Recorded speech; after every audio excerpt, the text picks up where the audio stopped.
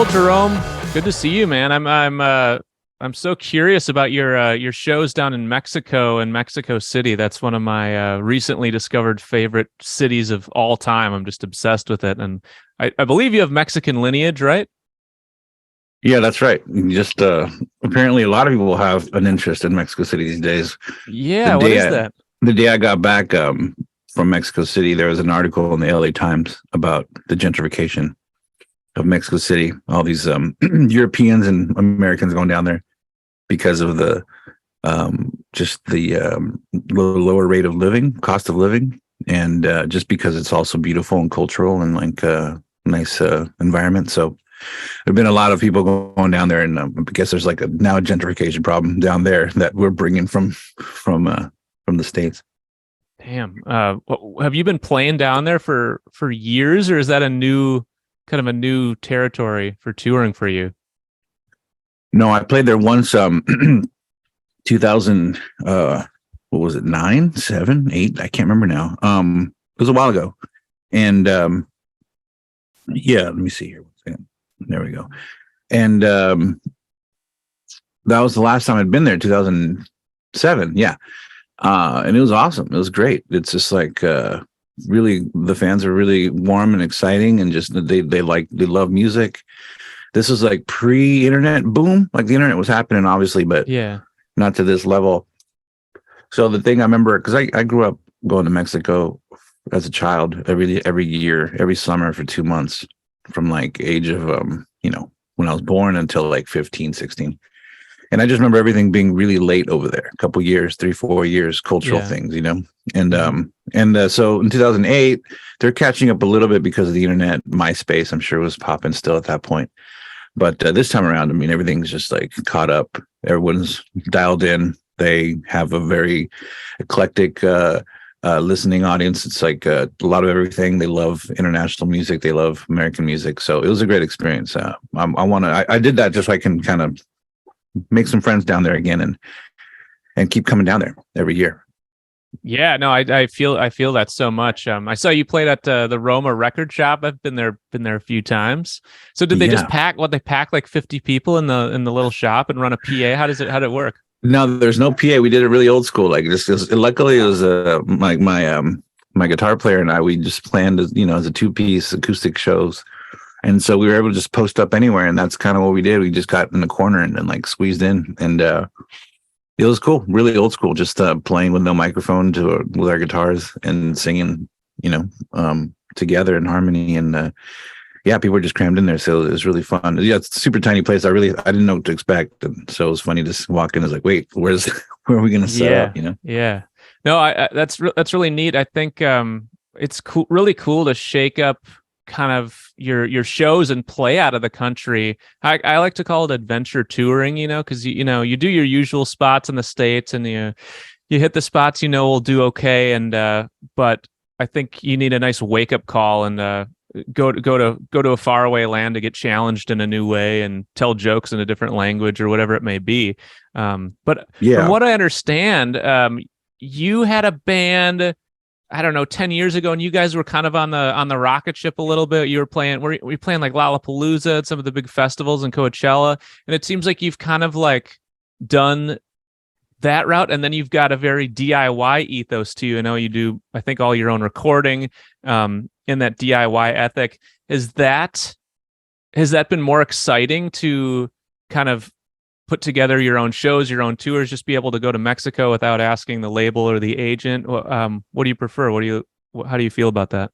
Oh, well, they all have they both have their benefits, obviously. Like the thing is, we were never like a mainstream band, but we had a mainstream booking agent. And so he was definitely the one that hooked us up with all these nice little festivals. And so we got to see things on the margins, on the outside a little bit, without getting caught up too much in the bad stuff. But so that was great on that end, because he was cool, really cool dude. Had all the relationships you need. All this business is all about relationships. So it's something either you have people do for you or you can do yourself. And at one point, like, I knew people, I just from playing around and meeting people. And so when you can start doing it yourself, it's, a little more control. I'm a bit of a micromanager. So that was, definitely something I could, I wanted to kind of handle myself. I would love the help of a nice booking agent every now and again, but it's freedom to be able to play when you want, where you want, no, you don't have to worry about oversaturating yourself in certain markets and other stuff that booking agents think about, but, this time around, I'm on a label now, Dangerbird. They're supportive. They're like great because they let me be me. They let me make the decisions. And if I have ideas, they help me out with them. So like they help pay a little bit for the Mexico trip and made that way easier for me. And so the support is always great, but I am a DIY guy at first because there wasn't anybody throwing money at me. It's like you gotta make shit happen or if it's going to happen. But at the same time, I do admit I'm a micromanager, so they kind of both work for me. Have you had a point where you can think of where that kind of blew up on you, where you were managing a band was just too much and it kind of fell apart at the seams? I've only obviously managed myself. I've been offered to manage other bands later in life, which was interesting thinking about it now. I just there are moments you just get overwhelmed. I'm also a musician and an artist, and I wish sometimes I could just focus on that part, but doing the emails, doing the contacts, follow-ups, all the office stuff that, when you're on a label, you don't realize this is the stuff they're doing. They're doing all the legwork for this thing and making it happen. And it could be draining to try to do both. So nothing's ever gone horribly wrong for me in these instances, but you do feel like extra stress trying to do it all. Do you enjoy the business side of music? Obviously you're a great producer and an engineer and a writer, but is there something about the administrative side that you enjoy, being kind of a more DIY fella? I guess I do, because I complain about it, but I do like being in control of my own shit and my own world, and like actually knowing how things operate, learning the process, learning the business. People don't like to commodify their art or just say it's a spiritual thing and I don't need to make money from it. But the reality is I need to pay rent and live in this world right now. So until, I could find an art sponsor, a Medici or something, then we got to figure out how to do it ourselves. And especially nowadays, more than ever, artists kind of have to do their own thing. Label support, A&R stuff is not what it used to be. And it's actually still, I think it's important to be able to own your own stuff and know how your business, it's their business. Maybe people don't want to call it a business, but it's a business and it's fine. I'd rather be in business for myself, doing my music, than working for somebody else that I'm not being happy with. So, have you been fired from any jobs? Yeah, I've only been fired for one job, and I worked in McCabe's in Santa Monica, guitar shop, super famous guitar shop. Everybody used to go there. Tom Petty, George Harrison famously went in there, bought like a bunch of ukuleles for people. Me and my brother were working there. We got fired for playing all the instruments too much instead of helping customers. But my thing was like, how are they going to hear what this sounds like if they don't know? They're not picking it up and playing it. Might as well give them a little soundtrack. So especially if you're a man who plays well, you know how to dial in tone. Like, think about all the times you've been to music shops where some guy is just blasting your head off at volume 11 and can't really play. Yeah. It's pretty brutal. No, we were just playing Neil Young songs in the little small. Well, the thing is, we were usually in the expensive guitar room, so I was away from most of the other customers. So obviously, there was reason for us to be fired. I'm not gonna lie, but that's the only time. Yeah. A co-firing. Did that bond you together closer with your brother? Yeah, I guess so. We were in a band together at that point already, I'm sure, and we lived together because it was Santa Monica. I remember we lived together, and we got fired together. And he just had a little baby girl a couple weeks ago, so now I'm an uncle. So tight family bond. That's awesome. Yeah.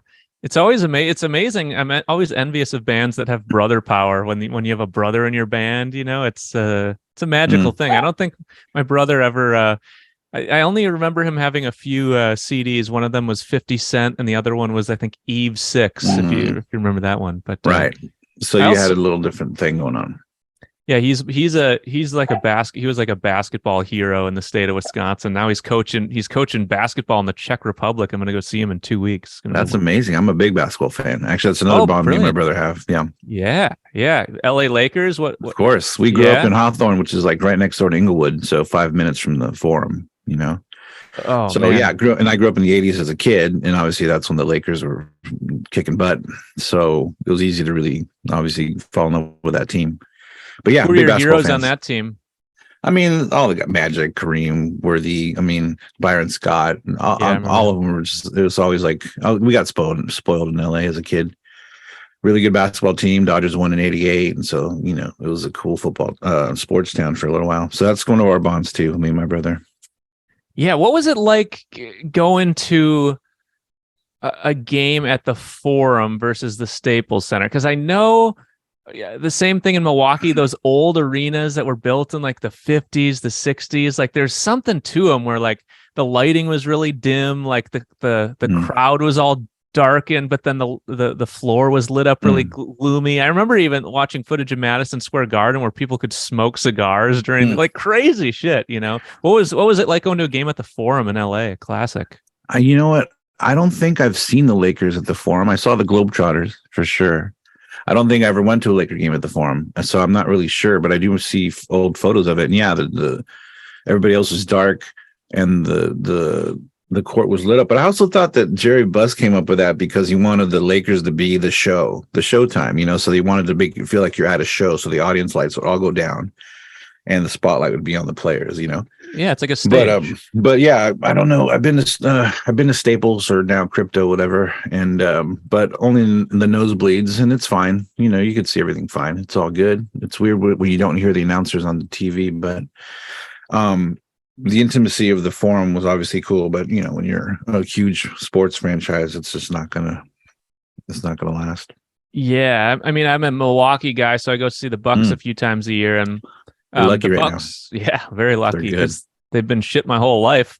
Mhm. And these new owners took over, and it's crazy the difference going to a game now, where in most ways it's better, but everything is commodified. So there's not a moment in the game where you're not being sold a credit card, Right. pizza discount from Papa John's, Chase Bank signer upper, and it's sensory overload, man. It's pretty wild. Anywhere there's money making, the advertisers come in, man. That's all. That's what it is. In music, I'm in a union, a musicians union, and we're dealing with a lot of things regarding Spotify and like Live Nation and all this other stuff. And it's always advertisers that mess things up for things. I'm telling you, like they ruin experiences. But crypto. Now that they put the crypto thing on, and they actually start doing some branding on the logos, on the uniforms, that's when it's going to get a little sadder for me, because I always like the iconic jersey. The cities were cool. Milwaukee's was cool. I used to love the Milwaukee colors actually for their uniforms. But yeah, everything's a little bit different now. Yeah, well, I mean, tell me about that. I'll sign up for your union.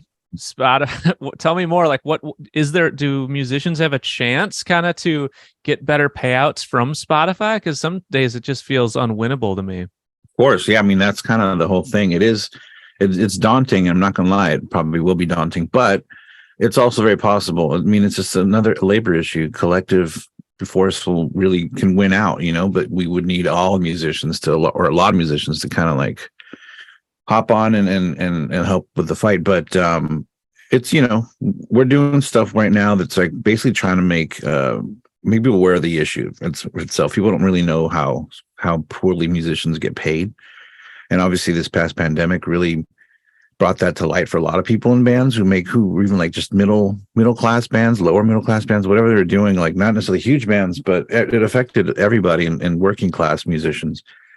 And there's no safety nets that other kind of like jobs have. So, it was sort of needed to kind of come together and figure out what can we do to make this better for people that are very important culturally for this country, for this world, and who were deeply leaned on emotionally during the pandemic. You could see how people were just like going to Netflix and Spotify and listening to music more than ever. I think Spotify, its valuation tripled during that time. Like it got super popular. And so like, there needs to be a way to like just compensate the musicians properly. There's a lot of money being made that the musicians aren't getting. And musicians are, as you can see from the live stuff happening now too, at Ticketmaster, it's getting harder and harder to be in a band and play music. And, I think people want to romanticize the whole, you're supposed to struggle with your art and do this and that. But yeah, but work is work.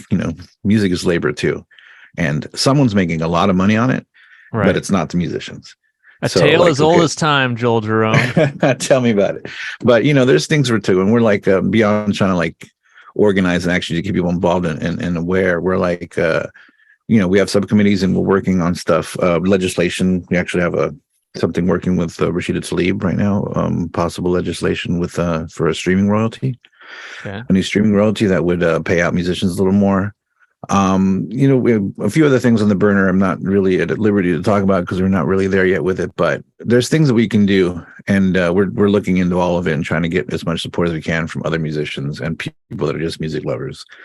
And it's not just for musicians. Like the organization also deals with music workers. So if you work at a venue, at a label, if you're a studio engineer or something, we want to be able to like address a lot of different problems. So we're trying to like basically call anybody who feels like they want to learn more or help or do something. We're trying to do that. And so UMA, union musicians and allied workers are working hard at it right now. What's the organization The called? Union of Musicians and Allied Workers. Okay. I'll sign up. Put me on your email list, please. Sure, I'll send you. Yeah, for sure. For sure. Yeah. Do you think the US government would ever acknowledge being a musician as a real job? I think so. I mean, I think people will need to eventually. It's always been one of those things where it's super devalued. Art in general. I mean, people, when you tell your parents you're gonna be an artist, it's like you're supposed to be like upset at that, or like a musician that's not supposed to be something you are proud of. But that should change because the number one thing for me is like if you see a lot of executives making money on something that the people who are creating it aren't making money on, it's like there's something wrong there. And so there is like value to being a musician. It's a great point. And it's there. Spotify is not buying billions of dollars worth of real estate in LA with no money. There's like valuation. There's the data mining. There's a bunch of stuff that there's like making money on. The musicians aren't getting anything from, and whose work is actually driving all that attention. So it's I just kind of like I personally joined because during the pandemic it really did hit me as a musician, as a producer and engineer. There was like no safety net. This was before we had we had the pandemic relief assistance for artists or for freelance workers or whatever it was. Before all that, like we were like, what are we going to do? We don't qualify for these things. We don't qualify for certain benefits that other jobs do, and that's just like it didn't seem right. So I was like, there has to be something I can do besides complain about it. And luckily. Yeah, I saw a post, the UMA post on Instagram, maybe or Twitter, and about forming a musicians union and trying to deal with some of these things. And I said, well, I got to be more proactive. Let me just not just complain about it, but really have the time to do something about it. Respect, man. Well, hey, I mean, for lack of a better term, thanks for laying down on the barbed wire for everybody, or the grenade, or whatever you want to call it. That's amazing. And tell me what you think about this. I feel like we're maybe just entering this early infancy of musicians starting to take control of like having a business savvy, whereas like for as long as I can remember, as anyone I've ever talked to, it's just a cliche narrative that musicians suck at business. It's a classic tale as old as time. The label fucked us. Oh, the manager stole all the money. Oh no. Well, I mean, let's have some gusto and like learn a little bit about the business side. And I feel like that was I know 10 years ago when I started touring and playing, I remember it was very, very uncool to be interested and or good at music business. If you were a musician who was hustling and interested in the business side, the hipsters fucking hated, they hated that. That was like not a cool thing. You should just be an artist. But now I feel like the tide has turned a bit, and the DIY kind of hustle sort of ethic is like also in its infancy of getting lots of respect. I feel like now the industry is finally like, oh, you're doing this on your own steam. I respect that, versus maybe the old ideology is that, oh, you're doing this on your own steam because you're not good and no one else wants to work with you. Right. And like I said, I think also the model, the way the record industry works now, the A&R thing doesn't happen anymore. There's no more artist development. So the people have to start doing things themselves anyways. That's still my personal experience has been like you just have to learn to do it because no one's going to, well, no one might do it for you either. So you got to kind of like learn how to swim on your own. But I think it's great though that at least people now are aware. It was a little easier to be more aware about how your business works, so that you should be more in control of it. That narrative is way more out there for artists to know. It's not just like, okay, just let sign some shitty deal. People now know. Get your anything you're ever going to sign, make sure a lawyer looks at it, and not a lawyer that the person's making you sign it wants you to look at. So it's just every time I see an old movie, like I just saw Elvis, and obviously he got screwed financially by his manager. There's always another cool message for like from a movie, like let's say the James Brown movie, where like he actually took control of his career early on, and he bought out his manager basically, and like showed you that you can do it yourself, and it's possible. But I think now more than anything, the lack of financial support from labels in the music industry is what's driving people to have to do it themselves, or it's not going to get done. So it kind of weeds people out, really. Like people that want to just do it for themselves, cool, go ahead and do it.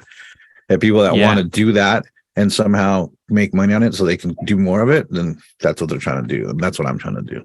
That's awesome, man. It's cool to hear you say these things, because I get very stimulated and inspired to hear other bands out there who kind of give a shit about this side of music, and like learning how to advance your career or take back control of your career or manage your band, or just like, anything to move the needle, man. It seems like quite the game of inches these days. I've never been on the inside of the Spotify algorithm or caught any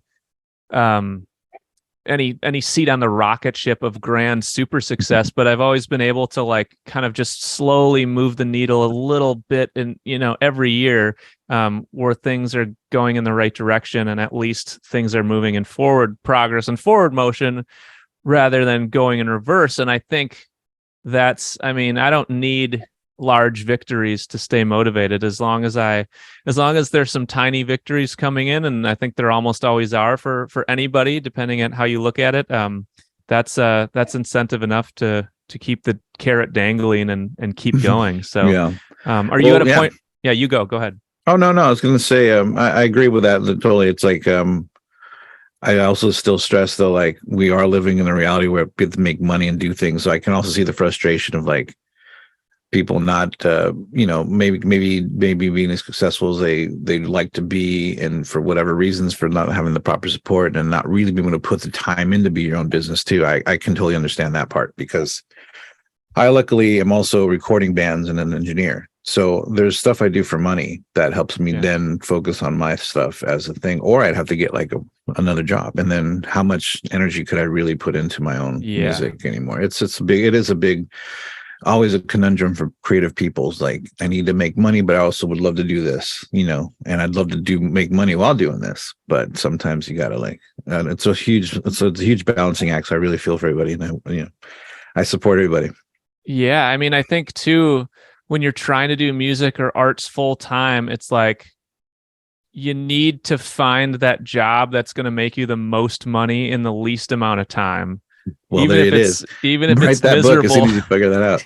Yeah, and let me know, and do that until you stash a little bit of cash. But I don't think the move is just to quit everything cold turkey, because it's almost impossible to do music with no money. No, and I think the other thing for creatives who have to work, it's mostly like gig work. It's mostly temp stuff. So it's kind of, you're always living like paycheck to paycheck or like job to job or whatever. And I feel it's like it's not just people that can get jobs. Let's say you can get a nice, part-time job that lets you tour. That'd be amazing, but that's not everywhere at all. So most people that are creative now and are working are usually doing work that's temporary and this and that. It's just all a big balancing act, But what was your weirdest odd job?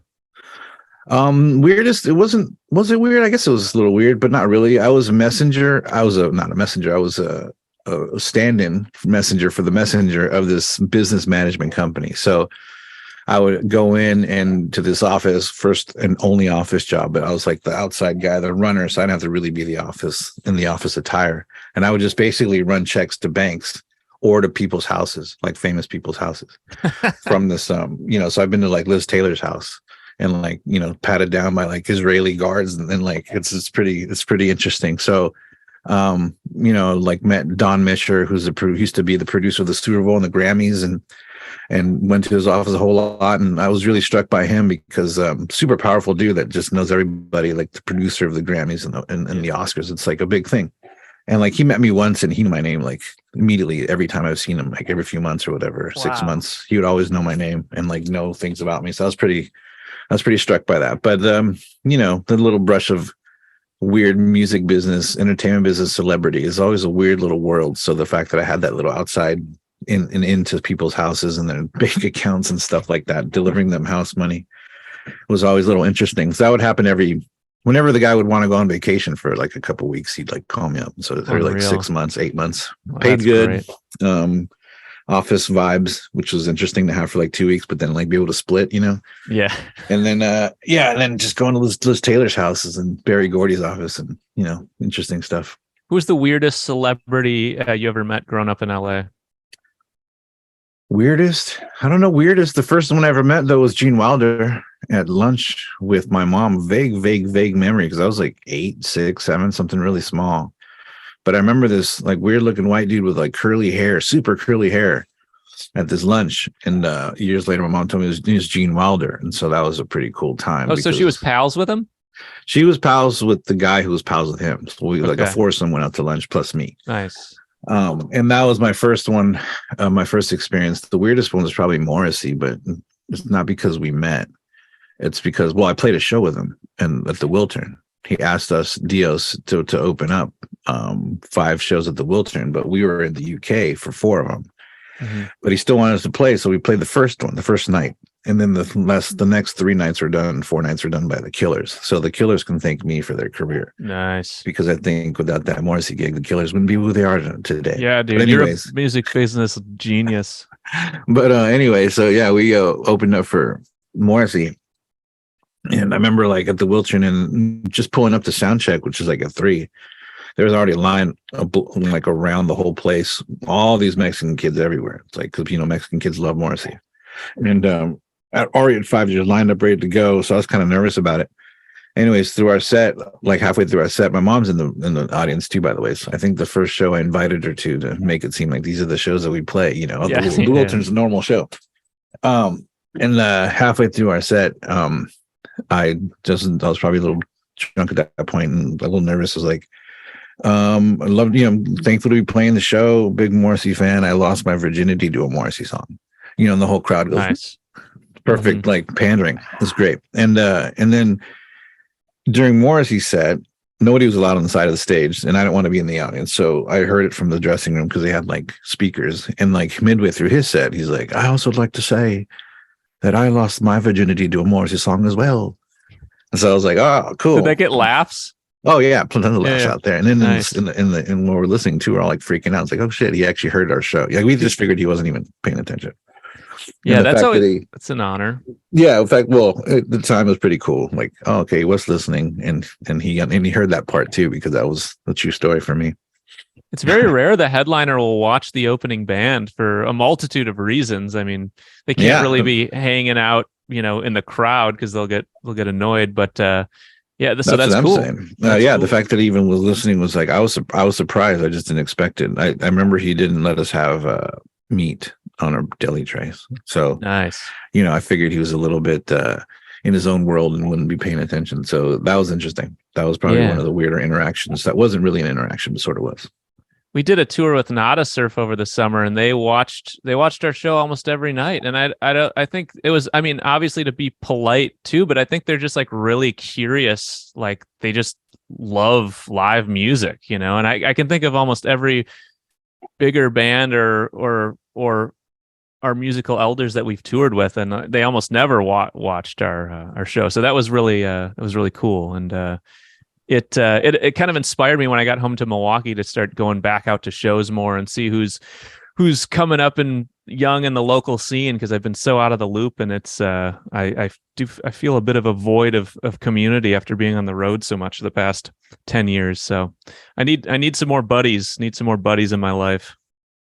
Yeah, I'm telling you, like haven't been touring much myself, but I play a lot around LA, and because I record so many bands, I've met a lot of folks that way. Sure. So a lot of like, and it's cool because kind of like Matthew McConaughey, but in a good way.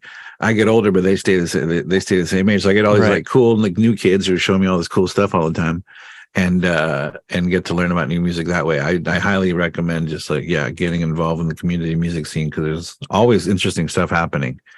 And the 90s are definitely back right now with some of these kids too. Oh, thank God, man. That's my jam. So it's relieved to hear you say that. It's so important to have young friends, you know, have some 20-year-old buddies to tell you what's up. I mean, it's with just boundaries, mind you, but yes, for sure. Yeah. Well, yeah, you know, and it's just so easy to become like the cliche, like old fart, like, there's no good new music coming out, you know, back in my day.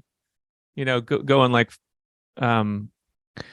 full classic Red Foreman with it, but man. I think that's the thing. I get a lot of friends that are like that, but I don't know. Like you said, you and your brother listen to different stuff. I listen to both kind of worlds. I was like into rap, in the rock, in the indie stuff. I was into like, I don't know, stoner metal. I was into like a lot of different things, and so like it just never stopped me from being able to enjoy all that stuff. But sorry, I lost my train of thought here because my dog's barking. It's like it's all good, man. I mean, I want to make some recordings with you someday. What's your studio called?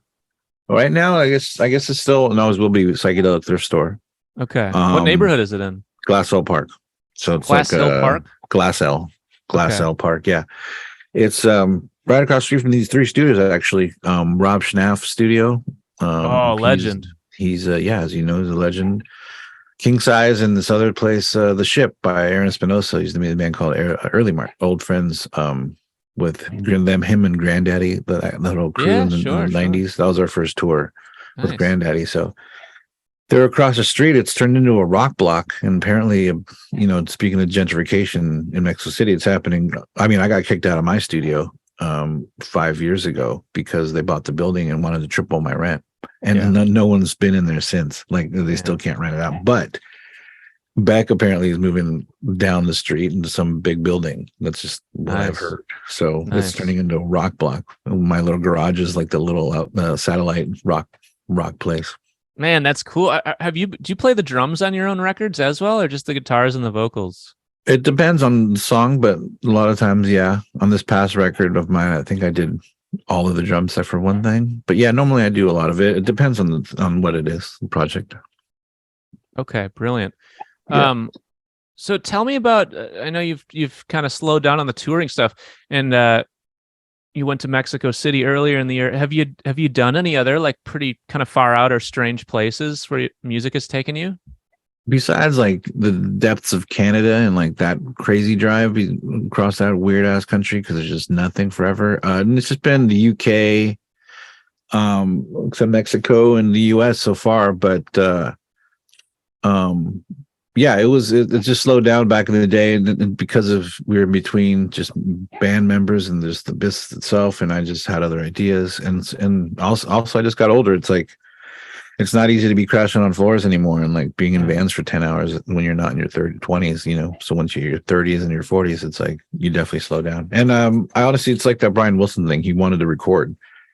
He wanted to send a band out. I actually prefer being in the studio, I think, than to playing live. I love playing live, when I can just do it for fun and not put pressure on myself. But like in a garage with some buddies, I love that, but on stage it's a little different for me. Like I have a good time, but it's not as fun as just being in the studio. So I just gravitated towards that and went there instead of touring all the time. So I haven't been to too many far off places, but like I said, I've been playing with a friend of mine. We do like a 2 acoustic thing, and so we do that so we can kind of just hop on a plane and go anywhere. Our plan next year is to like do Latin American countries. We wanted to start in Mexico, and we did that.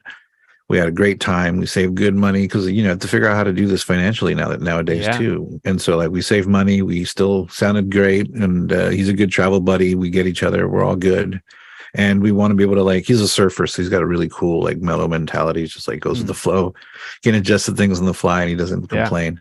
And so, we want to get down to Latin America as the next one. Mexico City was a big deal for me because there's no reason why I shouldn't, speaking of like just, as your business, it's like my peoples are down there, and like I want to be down there more often, Yeah. and they love music. So why am I not taking my music over there somewhere? Oh, big time. So that was like I had to do that no matter what. So I hastily put something together just to dip my toes in, and it was great. So next year, more Mexico, more Latin American countries. We want to do anything like kind of foreign, like just go out there as a two-piece. There it is, adventure touring, man. I mean, I'm right there with you. The Latin America stuff fascinates me so much. There's just a jive in the air. I've got a buddy, Josue. He plays in a band called Kill Aniston out of Mexico City, but he just got done with like a 30-date tour of Colombia, Peru. I think they did Brazil. They did like 4 dates in Chile, like pretty DIY shit. But so if you want any intel, I'm gonna phone her with him next week, and I'm sure he'll give me the lowdown on what was worth doing and what was stinky. Yeah, so I'd love to know. If when you want to put it together, I'll connect you with him. And cool. he is like the ultimate lay on the grenade guy, and I say that with like the highest respect. The man is an iron nutsack. I like that. Yeah, that'd be awesome. That's definitely a big goal of mine. Before anywhere else, I want to explore Latin America, and so that seems doable. But yeah, that'd be great to get some info on that.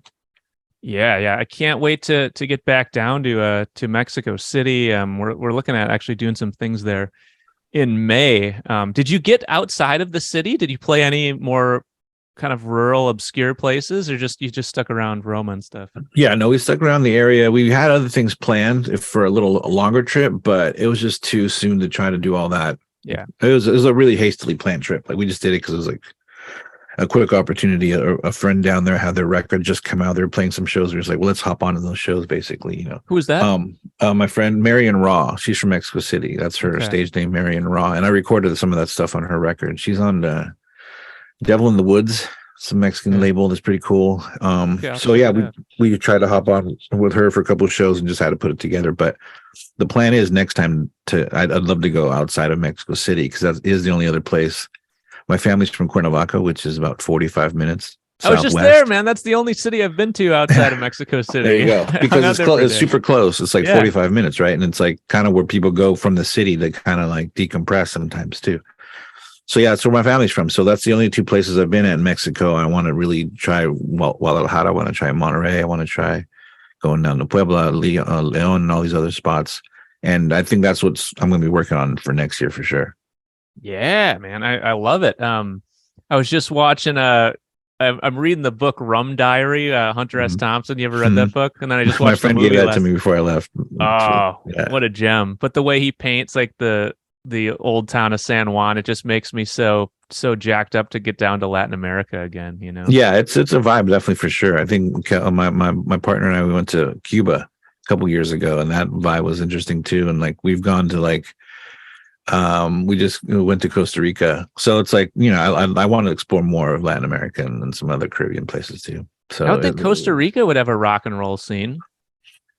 They probably do. I mean, we were by the beach. Like we were purposely, let's go by some beaches and just chill out. There's definitely a big old, reggaeton thing still happening there. As far as music, maybe in some other parts of the city, but we were by the beaches for the most part. But yeah, I mean, that's what I'm trying to do. I'm trying to make some friends, some connections, and like help not just me get down there, but other people. There should be an exchange, because that's the other thing about going to Mexico City for me was like, there's absolutely no reason there's like not a freer exchange of musicians between that town and LA, for example. I mean, we're closer to Mexico City than we are to New York and from LA. So there's no reason there shouldn't be more of a pipeline to each other's music, So yeah, well said. I mean, it does feel like some sort of rock and roll outpost, 4-hour flight from Chicago or LA. So yeah, it's amazing. Big time. What about just kind of thinking back on your chronology of being on the road and putting out records? Any like really landmark tour stories stand out as like total hilarious disasters, weird moments, complete fuck ups, moments where you wanted to call the game and quit? Any highlights or lowlights that are fun? There's a lot. I mean, I remember Bonnaroo was one of the funniest things that happened was playing Bonnaroo, and halfway through our set, I think we're doing something cool because the audience just like starts roaring. I'm something, oh shit, they must have liked that part or that change or whatever. And then after the song or whatever, someone told me that there was a naked guy climbing the lighting rig and like fell off. And so the whole gasp was like just people watching him fall from the he's okay, just broke a leg or whatever, but some naked guy on acid or mushrooms. So that made that trip pretty fun. But you know, we have a lot of video of some weird stuff happening, but I'm trying to remember anything particularly funny that might have happened. Besides your normal thing, one kind of terrifying thing was driving to Madison for some show with the I can't remember their name now, Madison, Wisconsin. Yes. Nice. In the winter. So we were seriously going like 3 miles an hour for like 5 hours or something. And we had a GPS thing that with my computer hooked up. And that's the only way we actually got to where we're going, because you couldn't see anything on the road besides white. Like it was just it was really terrifying for a little while, because like we don't know where we're going. We're just trusting this GPS to take us where we're supposed to go. We made it. But I remember that was one of like the things like, damn, we have never had to deal with snow ever in California. And that was insane, especially because you would see, like, I remember one of those winter trips, you know, we were like going like 10 miles an hour again, because it's super like slippery and icy and shit. We see some car with like a U-Haul, like going 20 or 30. It's like, okay. And then like 5 minutes later, you see them jackknife on the side of the road. And it's like all these cars jackknife, and it's like, woo. Like I don't miss the scary traveling that we did through certain areas. And some of the interactions with cops, because I'm still pretty surprised. I don't know how much of a PG podcast this is, but I'm kind of surprised how much weed we traveled with post 9/11. Like thinking back now, I was like, why did I even think that was cool or possible to do that? Because I remember leaving Las Vegas, being in the back seat with a bunch of weed, like just rolling this big fat joint ready for the ride for the next place. And then my bass player or whatever, it's like he's driving and he fails to tell me that we're entering a checkpoint because we're going through the Hoover Dam. Yeah. He's like, oh, hey, we're at the checkpoint. And I was like, what? And like, I got all this stuff and, you know, like, what am I going to do? And like, I'm just holding all this weed and like these, they just circle the van with the dog and nothing happened. And I was like, wow, you know what? I don't understand how we did this, but we got pretty lucky. The last thing I'll say is like, I think the one thing that distracted the dogs is that we had a grease powered van. So one cool thing that we did for touring in 2005, we converted our van to run on grease. We had a diesel van, luckily. So we found out with a diesel van, you can convert those to grease or to run on grease. And so there's a spot in LA that did that. We did it. And then like $1,500, $2,000 or whatever, which for us was a lot to do, but we did it. And that was the year that gas went up to like 4 something or whatever because of the Iraq war, and we calculated that we saved like $6,000 just on gas. Shit. And so, you know, that was pretty crazy because our system was pretty insane. We had 100-gallon tank in the back. So we have a trailer, obviously, because we couldn't put our instruments back there. So 100-gallon tank in the back. We also had 5-gallon jugs, like those kind of from restaurants or whatever, like 10 of those just like as like extras. So at any given point, we'd have like 150 gallons of, space for 150 gallons of grease. So what we'd have to do is we had a system. We'd go into every town through the computer, because this is the early days of the computer too. But we found all the Asian restaurants, especially Japanese restaurants. Because to get the proper grease, you don't go to Waffle House, you don't go to KFC, you don't go to Denny's, never go to an American place, because that grease is the worst, nastiest grease you'll ever see in your life. But Asian spots, Thai spots, and particularly Japanese spots, they use their grease, their oil once and then dumped it out like you're supposed to. Yeah. And so like their oil was like pure honey, like gold, you know. Then it was like every gallon basically was a gallon of regular gas. Wow. So we would always make a little, okay, here's like 6 Japanese places. Let's hit them up in order. And we would. And by the end of that, we would have all our like 150 gallons of gas. So, and they give it to you for free? Well. So the problem with that was that there was a language barrier. So when we would get like not caught, but you know, we would start taking it and like they'd ask what we're doing. We're like actually relieving them of a bill later because they would get charged to get it taken away. So we were actually helping out, but it was hard to explain all that. And we're a bunch of greasy looking dudes. So we would just basically go at night. And so nothing was locked up. It's just going to their trash basically. Yeah. So it was right next to their trash. Big old big old barrels. We had a thing, we had music that we played like a soundtrack. Cause we were like grease hunters, you know, like just grease trappers. And we'd see, okay, there's trash. Okay, there's 3 barrels right there. And we would just fucking gun it and go over there, put on our fucking outfits. We had a grease outfit to make sure we didn't get all fucked up. Because after the first run, we really realized we can't be like wearing regular clothes. Yeah. Our little filtration system. We had like a whole system that made it really. I'm really thankful for those guys because they did a lot of weird shit, but we saved some money. We're able to get hotel rooms. So it's one of those things you have to kind of figure out, and it saved us money, and that was one way we were able to do it. And we got hotel rooms because of it. Man, did it smell shitty, or like was it everything? No, it wasn't bad because like I said, we didn't go to the crappy places. You get crappy oil like from Waffle House. Well, you can even do that. It would smell bad. But the Japanese stuff was the best, man. The Japanese had the best grease, dude. It was just like pure honey, man. It's like so clean, so pure. It smelled like light French fries, just like for a little bit. That's it. How far can you drive on a gallon of grease? Same as a gallon of gas. No shit. So we would do that. Basically. Why isn't this more popular? Is it shit for the environment? No, not necessarily that. I think it was just, it only worked because we were the one doing it. So if everyone was doing that, there'd be no grease left over probably for most of the things. It'd be monetized a little differently. I don't know. Mm-hmm. Also, I think now I've heard that it's harder to get. Like now that stuff's locked away because people know that it's kind of worth money or whatever. But we had JP was our little brainy dude with some ideas like that, and it paid off that time for sure. And yeah, we had to get a little dirty for it, but there's no feeling like pulling into a town and basically filling up a tank that would have cost you $400. So like or getting enough gas, it was like 400. We calculated it was like $400 worth of a full load, and then we're like, going to eat somewhere cool and get a hotel room. It's like it was worth it for that. Dude, that's like the most DIY shit I've ever heard. That's amazing. Yeah, living on the land, Joel. I got an EPK that's on YouTube somewhere for Dios. It's called Dios EPK, and there's like a little section on that process, so you can see us like actually scoping out the grease, going to it, filtering it, putting it in, and it's pretty funny.